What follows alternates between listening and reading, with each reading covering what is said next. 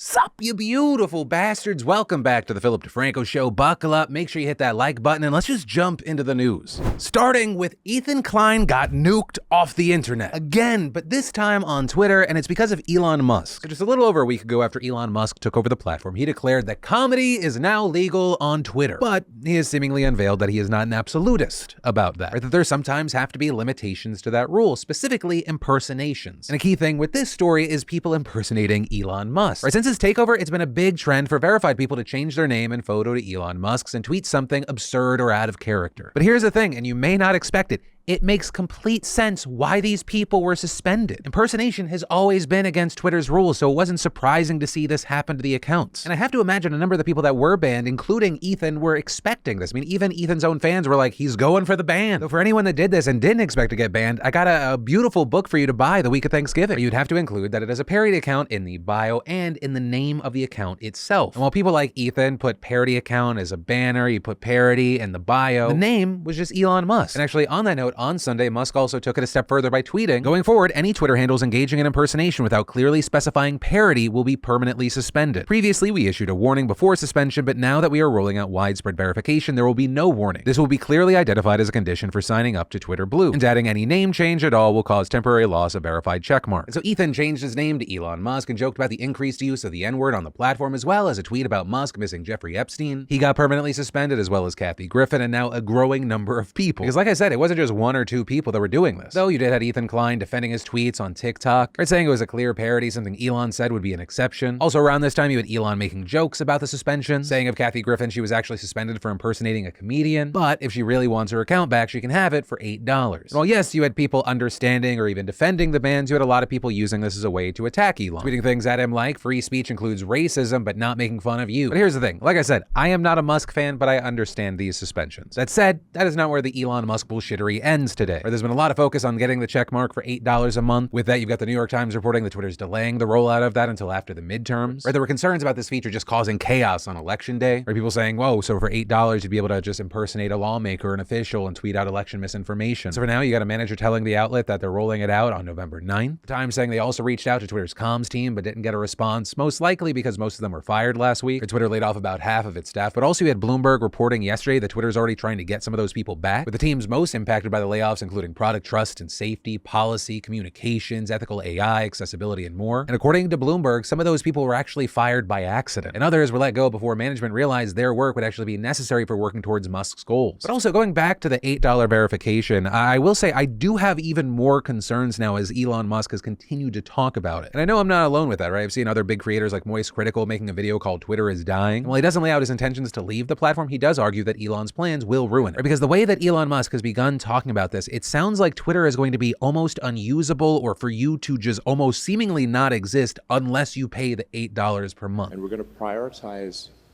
Twitter search, replies, mentions by verified users first.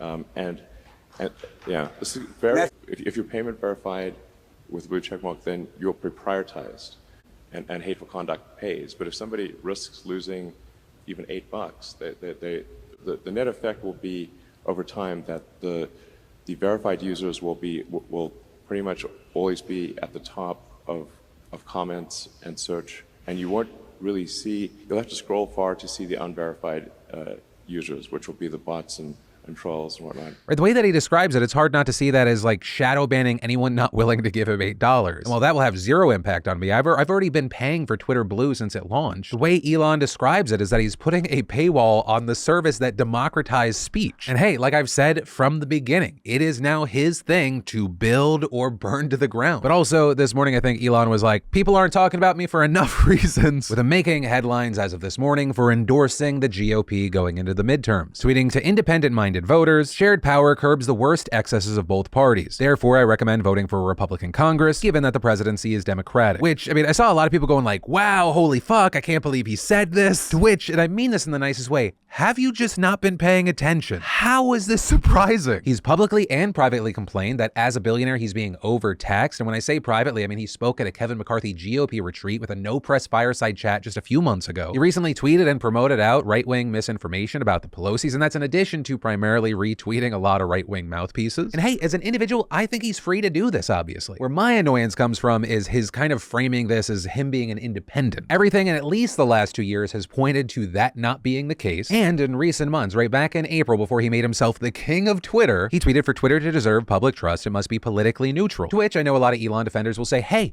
he used to donate to Dems. Yeah. So did Trump. I don't think you would call him an independent. I always try to be very fair in my reporting. I'm not always going to hit that mark. Everyone makes mistakes now and then. But most people who have watched me for a long time know I have made no secret that I'm left of center. Right? Like, I'm not co-signing defund the police, but I do think we need to tax the fuck out of billionaires. I agree with Obama that some on the left have gotten overly preachy and overreactionary, but I think that pales in comparison to the threat democracy is facing from a number of far-right Republicans as well as human rights. Whereas in the past, I was the enlightened centrist where it was like everything is equally bad. But yeah, that's where I'm at with all this. And I know we talked about it a lot, but I would love to know your thoughts on any and all aspects of this just clusterfuck in those comments down below. And friendly reminder, whatever comments you leave may end up in the Sunday community show, which if you didn't see, it premiered yesterday on the channel. It's been very, very loved. I'm so happy to see that. I really look forward to continually doing that in the future so that we can actually have a more in-depth conversation and interaction. And then it's official, the pandemic economy is done, which would have been great news for me to know before the value of my Peloton stock dropped 91%. Also, no, I will never get over it. Bicycle plus iPad. Obviously, that should be a $1 trillion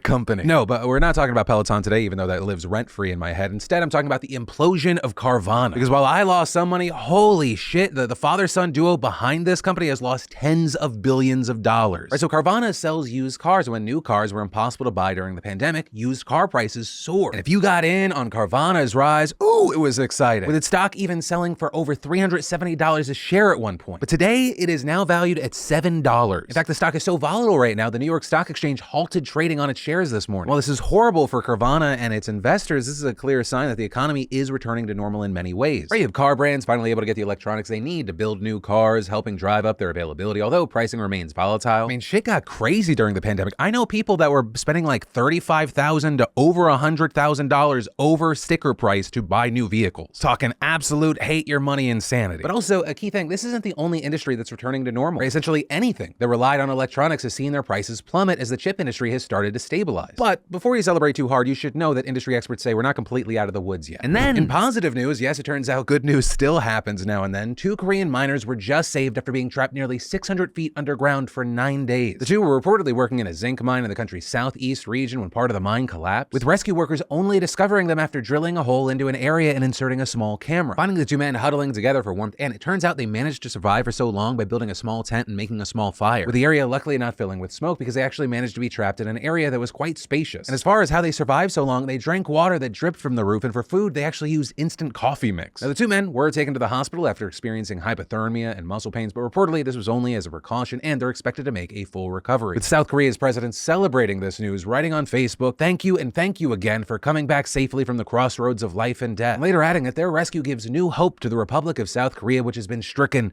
by grief, which is a clear reference to the recent Halloween tragedy we discussed there. And then, you know, there's nothing like going on a long hike and it just starts raining, and then your shoes get soaked, which just by itself is horrible, and then if it's cold, your feet freeze. But thanks to our fantastic sponsor, Vessi, that doesn't have to be the case. Vessis are great for the gym, running errands, vacationing, beach days, and muddy hikes. They're built for everyday life and perfect for all season because they actually keep your feet warm and dry through the rain, and with fall here, they're a great choice when dealing with unpredictable weather. They're 100% waterproof and snowproof sneakers that are incredibly comfortable and breathable. And Vessis are great for the whole family. They fit like a sock so you barely know you're wearing them, and whether you're hiking in the city or caught in a storm, these sneakers are highly functional and stylish. And get this, Vessi's giving away a pair of socks of your choice to the first 100 shoes sold using my code SOCKSDeFranco. And check out their early Black Friday sale at Vessi.com/DeFranco. Also, if you missed your chance to get a pair of socks, Vessi's early Black Friday sale is on right now. So get your style and size before they sell out. And then the Republicans are very likely on the verge of taking back Congress, and for some reason, Donald Trump figured that was the perfect time to take a shot at one of the Republican Party's biggest stars right now. We're winning big, big, big in the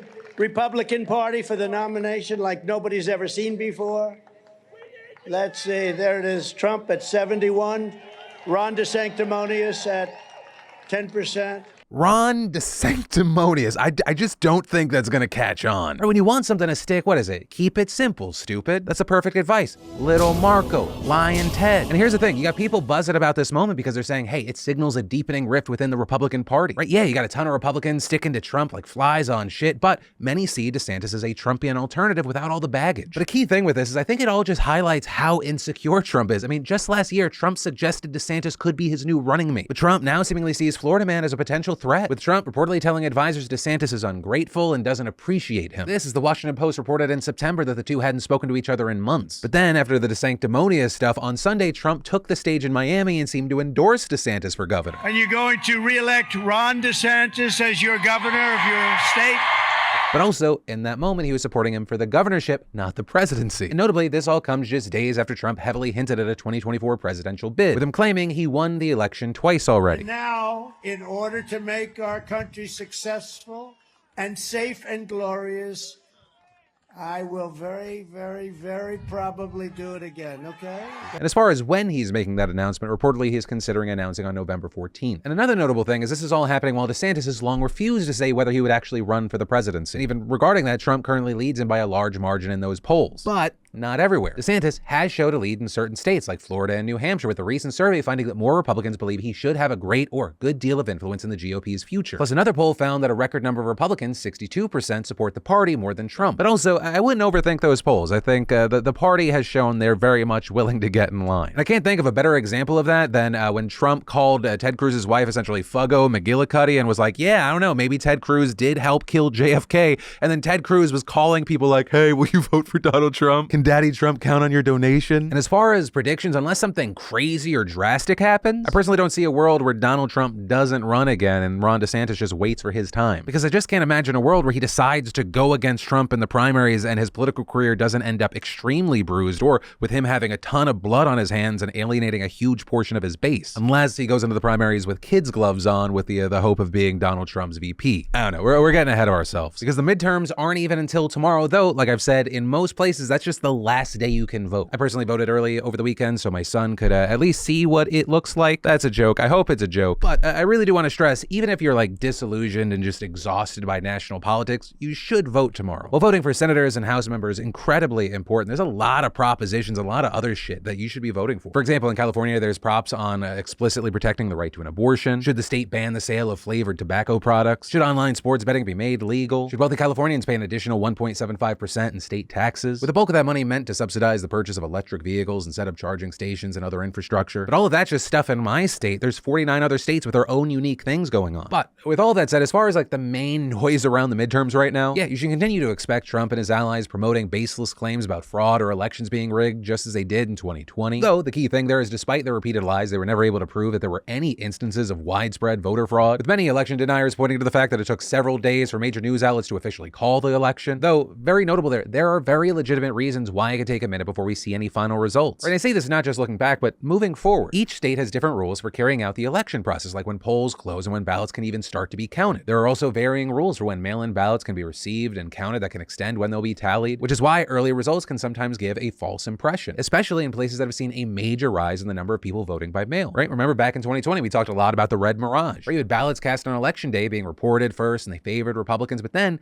you had mail-in ballots which were being used more by the Democrats. They were counted later, making it seem like the Republicans had a much wider lead, which is exactly what Trump and others used to push their false fraud claims. And that's an incredibly important thing to remember, especially in several key battleground states. For example, some key things to know: in Pennsylvania and Wisconsin, election officials are not allowed to start counting mail-in and absentee ballots until election day. Some have also speculated we could see something similar in Georgia because the suburbs, which have shifted blue in recent years, report their results later than rural counties. And understand, I say this for both parties, because at the same time, there are also some states where we could see the opposite, right? A blue mirage where it appears that Democrats are doing better than they actually are. For example, in Arizona, election officials can process mail-in ballots as soon as they receive them, and we saw a similar trend play out in 2020. But another key thing, beyond all that, there are a number of other factors that could delay when we get final results. For example, in Georgia, candidates need to get at least 50% of the vote to win, and if none do, then the top two are sent to a runoff election on December 6th. And that could be incredibly consequential there because there's a libertarian on the ballot who could siphon enough votes from Herschel Walker and Senator Raphael Warnock to keep them below the 50% threshold. And that's a huge one because that could decide who controls the Senate, and if everything went down a certain way, we might not know the outcome until a month after the election. And And then you have experts saying that legal battles over mail-in ballots could also further delay results or even go all the way to the Supreme Court. But according to the New York Times, even before Election Day, over 100 lawsuits have already been filed. In Pennsylvania, for example, the state Supreme Court ruled in favor of a lawsuit from the RNC and other Republican groups requesting that mail-in ballots that did not have dates on outer envelopes be invalidated. And already, multiple rights groups are suing to get that reversed. And if they're successful, the outcome of some key races in the state could be totally changed because thousands of ballots have already been put aside as a result of the state Supreme Court decision. Also, a key thing is if you're in Pennsylvania, you actually may have time to fix this. With Pennsylvania's acting Secretary of State saying you should contact your county elections offices, and if the county won't let you fix the problem, you should go to your local polling place on Tuesday and request a provisional ballot. Some election officials like that of Allegheny County have posted the names and birth years of voters online. So if you're in the state or you know someone in the state, definitely double check, because according to reports, we're talking about thousands of votes, which could be enough to change this election. But for everyone else, for now, we'll have to wait